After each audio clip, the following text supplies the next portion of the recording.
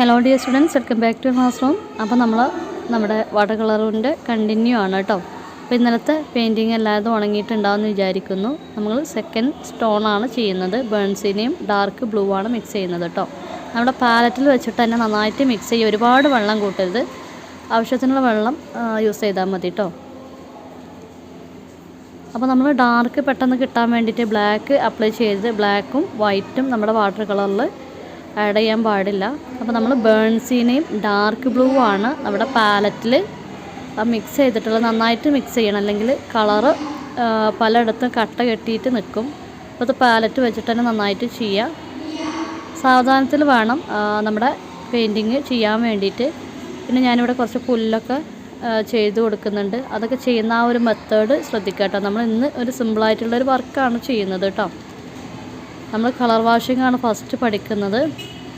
അപ്പോൾ നമ്മളിതിൽ കാര്യമായിട്ട് ചെയ്യുന്നത് ഈ ഒരു ട്രീ ആണ്. വാട്ടർ കളറിൽ നമ്മൾ ഫുള്ള് ഡീറ്റെയിൽ ആയിട്ട് ബാക്ക്ഗ്രൗണ്ടൊക്കെ വളരെ ഡീറ്റെയിൽ ആയിട്ട് ചെയ്യാറില്ല കേട്ടോ. അതങ്ങനെ ഫ്രെസ്കോ സ്റ്റൈലിൽ ഇങ്ങനെ വെക്കാറാണ്. ഓക്കെ,